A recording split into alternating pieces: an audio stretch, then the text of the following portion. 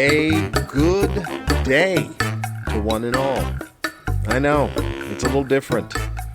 Normally it starts by me saying a good Friday to one and all, but look, schedules got mixed up, messed up, boggled, bumbled, and I'm late.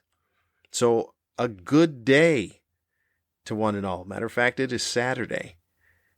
I'm recording this on Saturday, but welcome. And welcome back to yet another episode of Sometimes the Old Man is Right. As usual, I am your host, Lamont Ferguson, playing the role of the old man, and still the old man out to sea. I am still on the cruise ship. That is part of the reason as to why the schedule got messed up, because the Wi-Fi on a cruise ship is sporadic at best to be able to upload an episode and do all that stuff. And so my apologies if you were waiting. As I said, it is Saturday. I am at an undisclosed Caribbean island. It is disclosed. I just don't know what it is. It's I want to say it's Bonaire, Donaire. I think that's a Canadian food item. Bonaire. According to my phone, I'm in the Caribbean Netherlands. That's where I am. I don't know what the exact island is, and I think I saw it, and I don't think I can even pronounce it. So tomorrow I'll be in Aruba. I can say Aruba. So there. Welcome. I hope you're well. What's the good word? I hope you had a good Thanksgiving week, or just a good Thanksgiving. That's a lot of pressure to tell you to have the entire week to be good, but I hope since the last time I chatted at you that you are good, that you are well. And I hope your Thanksgiving was very good. Seems to be a lot of talk as to whether, I think we're still calling it Thanksgiving, right? Here's a weird thing about it. You could still call it Thanksgiving.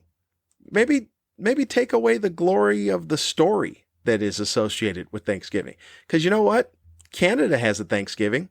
They don't have a story. They just say, hey, it's Thanksgiving. It's the first Monday in October. And we just spend the time with our family. See?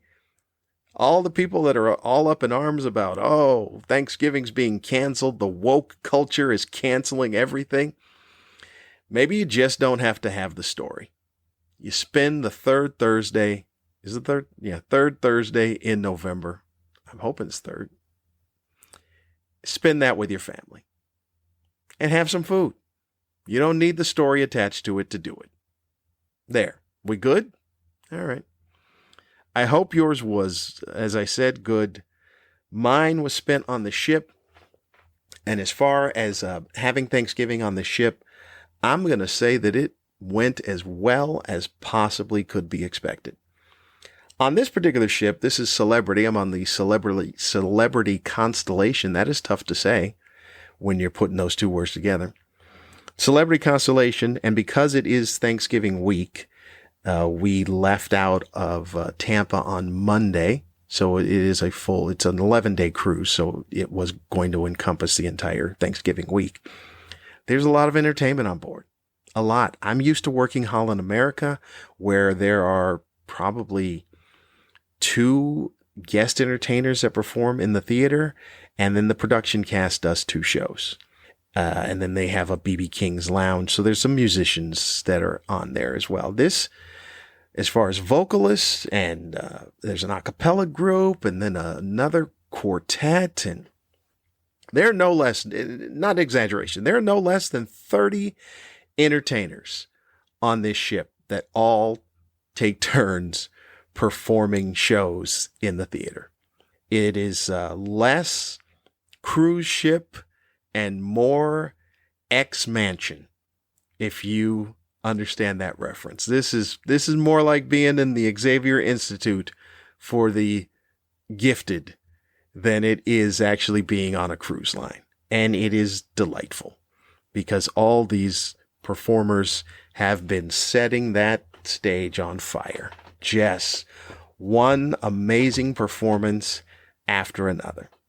And it has been delightful to watch. And so that was my Thanksgiving, was hanging out with I don't know, about nine of us got together and had a little Thanksgiving dinner in the dining room, the main dining room, and it was great. So that's my Thanksgiving. This is episode 10, I believe is what it is. Maybe that should have been said earlier, but it'll be in the description. Episode 10 of Sometimes the Old Man is Right. Look at us. Double digits. We are well on our way. Other than the cruise life, which has been going pretty uneventful, I play a lot of basketball, as I probably told you prior. And I'm actually now seeing results from playing basketball, which that's good. That makes you want to play more, or whatever it is you do that makes you get into better shape or better fitness. It does. It makes me want to do more. I get up in the morning and that's what I do. I roll out of bed, head to the court, play. It's just drills. I think I already discussed this before. It's just drills. I do that. Then I go down for breakfast. I'm still cooling off the entire time. Maybe take a little rest of an hour or two, and then it's back out on the court again. And that's what I did today. And I feel pretty good. Feeling pretty good. So for the most part, all I'm doing is playing basketball, doing my shows, watching the other shows. I said doing my shows like there's a lot of shows. There's not a lot of shows. I do one main show a week. And then on this coming Monday, I'll have a, excuse me, what is going on with the voice? I don't talk all day. And then the one time I need to talk, the voice is going out. But anyway, so I got a late night show. They deem it as an adult show, which is weird. There's only adults on this cruise. Actually, this cruise, there's a handful of children on the show. I've only seen them walking around. I've never seen them at any of the shows, or at least not at my show. So I got a late night show on Monday, and then that'll be a wrap. It's three actual shows for the week, and then we're done. It's not a bad life. It's a lot of work that took place ahead of this to be able to get to this point. So very fortunate, but also a lot of work went into it. As far as anything else that goes on, I barely watch TV. I've said this many times about watching the television. Television's rarely on in my room. I watch sports and not paid attention to much news until, well, yesterday I did, or today I paid attention to the new variant of the COVID. Omicron is what it is. Omicron. It sounds like a transformer, but Omicron is coming. Which sounds like sounds like a cross between Transformers and The Wire. Omicron is coming. So that affected a lot of stuff, the stock market and stuff like that. So I paid attention to that. The thing about it that is a very safe thing here is that because this is a fully vaccinated cruise, all the passengers have to be vaccinated to come on, which even we left from Florida. So that's a nice thumb to the nose to DeSantis, who was trying to say you can't do that. Meanwhile, some sensible cruise line said, yeah, we can, and we will, because people would like it. So to come on here, so everything feels safe. It just feels like we're in the eye of the storm as far as all the madness that goes on, or at least I do. Because I'm not paying attention to the news. I'm not paying attention to the madness of Omicron coming. And I'm just hoping that the folks at home have bought up all the toilet paper so that, we're ready. Because that's what you do when a pandemic happens with a viral infection. You buy up all the toilet paper. I've learned that from humans. Or is it humans or is it just Americans? I think it might be just Americans. Good Lord. So that has happened. Well, I'm going to see how that plays out. I did see one of the health officials in South Africa just say that it was rather unfortunate that the knee-jerk reaction was to shut down everything, or at least to, bar flights from South Africa, and then people are scrambling to get flight, which is odd because they go, well, this will happen on Monday. Like, well, if you're really serious, you would shut it down like now, because you think that people that are infected or that the virus is going to go, you know what? They're going to wait till Monday. So everybody just kind of, all you viral things, just hold off. All the spike proteins, hold off till Monday, then we can get back to work. No, it'll travel before then. But the health official said that it was just kind of a knee-jerk reaction and unfortunate. And she made a good point, because she says now other countries, when they make a discovery, they're going to take this into consideration as to what the cascade effect is, which is very true. Because if you think, oh my goodness, this is going to affect the markets and affect the economies of all the stuff, and that people can't leave this particular country and will be put on a banned list, do you think they'll be as eager to say, hey, by the way, we discovered a new strain? I doubt it. But I don't know. At times when people say we got the best and the brightest that are in charge, and it doesn't really seem like it. Doesn't really seem like it. It seems like I forgot the guy's name, Richard something, the shoe bomber on the airplane that tried to light his shoes on fire and create a bomb. And then afterwards, we all have to take our shoes off at the airport because we might have a bomb. First of all, if you're going to be a bomber with shoes and that was already caught, why would you try that? Like, I would think they have moved on. That's pretty much how things work for the nefarious world, is that once they're onto something, you don't try that thing again. You try something else.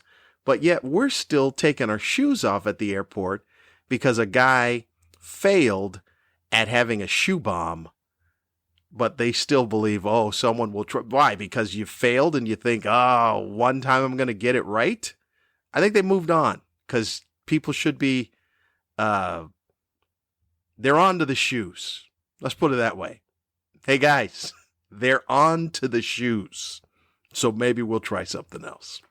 So that's how it just seems to be reactionary as a proactive. So the reaction is, oh, we got to shut everything down. That's what we're going to do. We're going to shut everything down and block everything.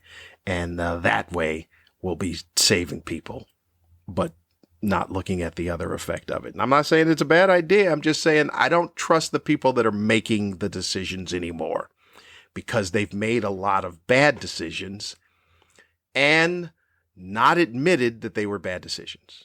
If you say you're the best and the brightest, but you tell me, you know what, I made a mistake, then I still roll with you. But if you go, I'm the best and the brightest, and I made the decision at the time that I thought was the best decision at the time, but you sound defensive about it, then I'm questioning you.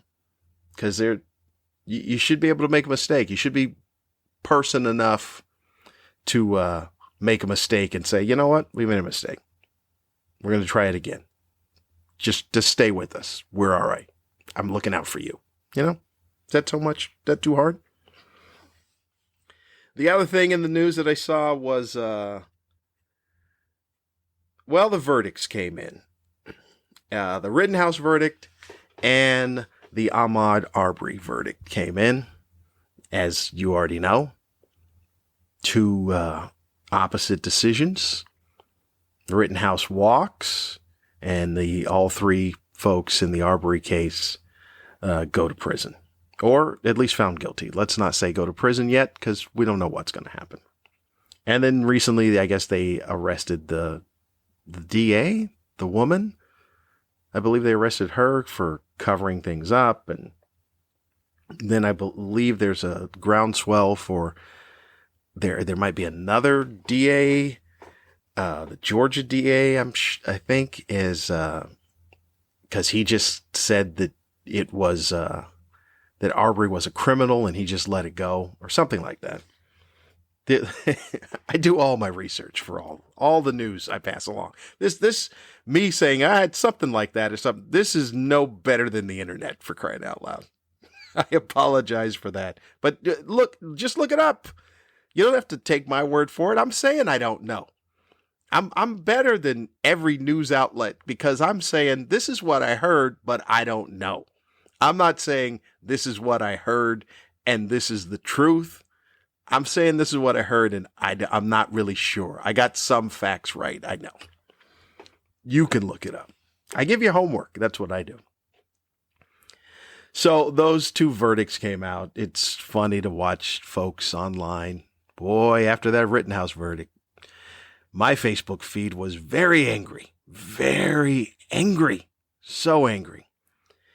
And it's interesting because they're talking about people that defend it. And I didn't know because I'm not in that loop of people that are pro Rittenhouse. But it is funny to see every so often one of them pop up and celebrating the fact that, I don't know, he feared for his life, a state away, and then went to a situation and then feared for, I don't know. On paper, in words, when I think about it, swirled around in my head and then spit it out through my mouth hole, certainly doesn't make any sense. It certainly does not make any sense at all. But the people that can do that, you know what? I'm impressed. I'm impressed that you can look at a situation and go, well, I went into that situation and then I feared for my life. So that's why I had to kill people. Because I was over here. I was okay. But then I went over there and then I didn't feel okay. It's like, okay, well, did anyone ask you to go over there? No one asked me to go over there. See, I was here. Yeah, we got that. We got the part where you were here, but then you were over there. I'm just trying to figure out what your impetus was to go over there. Well, I felt I was needed over. Okay, nobody asked you. All right. Same thing with George Zimmerman. But there are people out there that have that thought. I see it. People that I consider to be friends. Dumb friends. Okay, let's put it straight. Dumb as a goddamn rock friends. But they believe it. I say kudos to you for having a synaptic function that don't work like mine. I'd be amazed to see all the electrical impulses firing off in your brain when you're trying to make sense of this. But then the Ahmaud Arbery case came out and all three guilty, and there wasn't as much happiness as relief from what I saw on social media. Like, oh, okay, well, yes, that's what should have happened, blah, blah, blah. But I guess there were people standing outside the courtroom that was for the three defendants, like in support of the three defendants. I just don't get the thinking. If they could make me get the thinking, I would be happy. I would be happy to be able to say, okay, could you put your case out and make me be able to think like you do? That's all I'm asking. Is that possible for me to think like you do?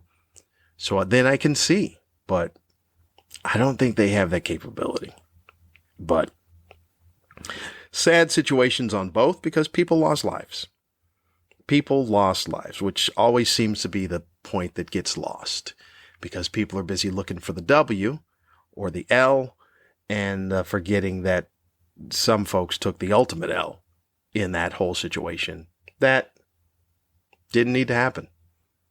When you really think about it, the two people at the Wisconsin thing with Rittenhouse, they should have been celebrating Thanksgiving with their family because no matter what they did, I guess one guy threw a plastic bag at Rittenhouse or something, and then he feared for his life. The plastic bag wasn't going to kill him. Wasn't even going to harm him. And Ahmaud Arbery was jogging. And I don't care if he stopped into a play. This is the dumb part of it. The fact that I'm even giving this credence. The fact that he stopped into a construction site, even if he was the guy who was stealing stuff, which he was not, that is not worth you losing your life over because three hillbillies decided to take justice into their own hands. So, sad all around. But It's America, It's what we do. We're still learning. Have I spoken about this before? These are all learning steps. Not saying that other countries don't have their issues and problems, but America has problems that are teenage type of problems, because when it comes to the scale of what America is in the grand scheme of other countries, we are a teenager. So therefore we have teenager problems. Other countries do have somewhat problems, but they've got adult problems. We've yet to reach the adult problem stage yet. We still got teen problems. The other thing that took place in the news was LeBron James. So was I watching the game? I'm not sure, but I saw the highlights of the whole Detroit incident with, I forgot the guy's name, where LeBron hit the guy in the face, caused the guy to bleed, and then the guy went ballistic wanting to get at LeBron. So the two players received a suspension. LeBron received a 1-game suspension. The player from Detroit received a 2-game suspension, mainly because he went so crazy and nuts during an incident. Like, okay, you got hit in the face. Everything is part of the game. Something happens unless somebody Kermit Washington's you or Kareem on Kent Benson. But keep in mind, the Kareem on Kent Benson hit, for the people who are out there who are old enough to know, or you can Google it. Kent Benson was a center for the Milwaukee Bucks. Kareem was playing for the Lakers. They came down the court, and Kent Benson hit Kareem in the ribs with an elbow on purpose, extremely hard, to the point where it knocked the wind out of Kareem. Neither one of them had the ball. This was off the ball. I don't know what Kent Benson was angry about or whatever it was, but he hit Kareem in the ribs as hard as he could with an elbow. Kareem bent over and then had enough and just, socked him right in his face. Kareem broke his hand. That's how hard he hit him in the face. And Kareem was suspended for quite a bit. Now, unless it's a situation like either of those two things, you get hit on the court. LeBron immediately went to the player to have to say, hey, I'm sorry about that. Even if his emotions were high and he goes, hey, I'm sorry I did it, or it happened and stuff like that, then all right, you walk away. Got it. Fine. We're good. But to go ballistic like he did was insane. But my point I'm bringing up is the fact that the narrative that took place after that.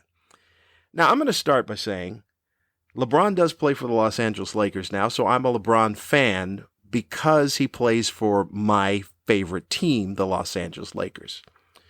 Prior to that, I don't know if I was a LeBron fan, but I was a guy that respected LeBron's game. I wasn't in Cleveland. I wasn't in Miami. I would watch him when he played in Miami. I'd watch him when he played in Cleveland. And I get the LeBron hatred because as a kid that came up in high school and played basketball and watched a lot of stuff that took place, I saw all the attention that was going to LeBron. You know, he was the first guy ever. They were televising his high school games because of him.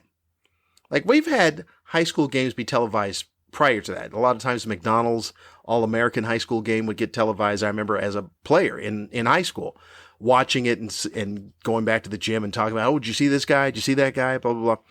But to specifically televise his high school games and the fact that, oh, he's the chosen one. He's the next one coming. He is the next dude that's going to be the next Jordan, blah, blah, blah, blah, blah. I get all the hatred. But I watched that guy's first game that he ever played in the NBA, and I heard all the hype, and I watched his game, and I was like, okay, yeah, this dude's the real deal. This dude is real. This dude walked into the NBA out of high school and put on quite a show on his first game. I was like, all right, yeah, this dude's for real. So I've always respected LeBron's game. But the knock and just the hatred and the narrative that took place all week on, oh, LeBron, they're not afraid of LeBron. LeBron's, not as much as them saying LeBron was soft, but just that was kind of where they were steering, like, oh, can he fight? What if they wanted to? I'm like, oh my goodness. What LeBron James has done in the NBA, I don't know if we'll ever see again. Like, I'm not into the comparing eras thing and Jordan and Magic and blah, blah, blah, and Bert. They were all amazing players within their own right, within the time frame that they played. But I've watched LeBron. There was a time I watched LeBron play the Lakers. He was with Cleveland, and the big matchup marquee was, oh, look, it's the future point guards of Kyrie Irving versus D'Angelo Russell. This is when D'Angelo Russell was with the Lakers. Both Kyrie and D'Angelo put on a good show. I think they both may have scored 40 points. Cleveland won, but I was watching LeBron during that game, and LeBron had over 30 points, and it was the easiest 30 points I've ever seen any player put in. I even tweeted afterwards saying everyone was watching the matchup with D'Angelo and Kyrie, but no one was paying attention to LeBron. LeBron could get points whenever he wanted.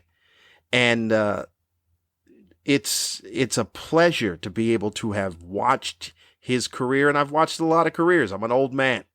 I watched Kobe's entire career, and it was a pleasure to watch. I watched Jordan's entire career, which, if I keep mentioning more people, I may just stop this podcast because, good Lord, I'm old.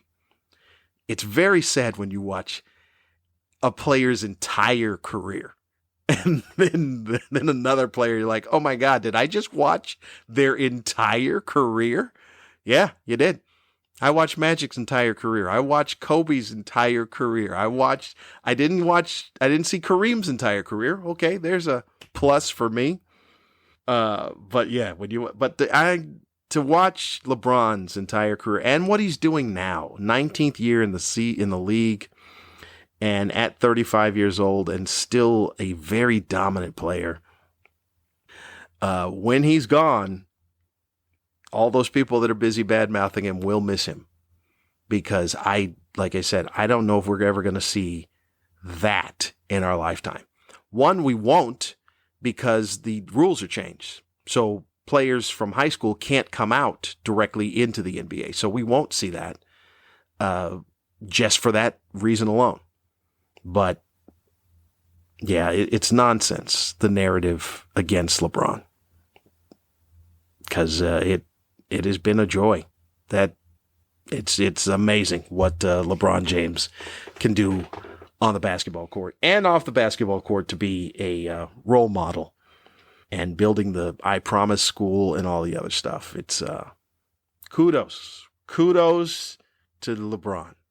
One of the things that's interesting, because he says he wants to try and play until his kid gets in the league, his youngest son, or his oldest son, obviously. Bronny gets in the league, and that would be interesting to see, because I remember when Ken Griffey Sr. was playing, and the rush was to get his kid into the league at the same time that he was in, where a father and son were playing. And, a lot of people don't talk about it, but that's a crazy feat, because there was a point in time where they played on the same team. Your father and the son were on the same team in the major leagues. The odds on making it to the major leagues are so crazy. And the odds of a father and son, like that, I'm now, having watched Ken Griffey Jr.'s entire career, I'm glad I saw that, because I know that will never happen again. And the idea that, I don't know if you guys are aware of this, they hit home runs back to back in the same game. They were on the same team, and they hit home runs back to back in the major leagues. That's goosebumps. That's my goodness. I'm just thinking about it. It's great. Anyway, I have I think that's it. I think I've blathered on enough. Maybe I got to watch more news to see what's going on or stuff to get me a little fired up. But I'll save that for next time, where I can hopefully put this out on Friday as it should be. I thank you, fine folks, for tuning in. As always, you're getting the numbers up, although I've not checked the numbers in a bit because, internet, ship, you know the deal. But last I checked, things were going well. You've done your job, spreading the word, spreading the good word, as my father would say. All things Lamont Ferguson you can find on the internets, lamontferguson.com. You know what? There was something that took place, but I'm going to save that for next week. There was something that took place, a comment that I received on YouTube for one of my specials that is on YouTube, and I'm going to discuss that next week. So tune in for that. Be an interesting conversation about a comment I received on YouTube, and the gist of the comment, here, I'll give you a little teaser, is that black people should be appreciative for slavery. That's all I'm going to say. That was the gist of the comment. So you can email the show. It's at theoldmanisright@gmail.com. I hope you have a very, very pleasant week. I hope you stayed safe and sane during Black Friday. And I am off to the next island. Oh no, it's Aruba. And then the island after that is something else. Curacao, I believe is what that is. I appreciate you. I'm always grateful for people that have time to sit and listen to me do whatever it is this is. I still don't know, but whatever it is. And you know the drill. I got a lot of opinions. I ran down a lot of things here. You may agree with some of them. You may agree with none of them. I'm just here to tell you that sometimes the old man is right. I'll see you next week.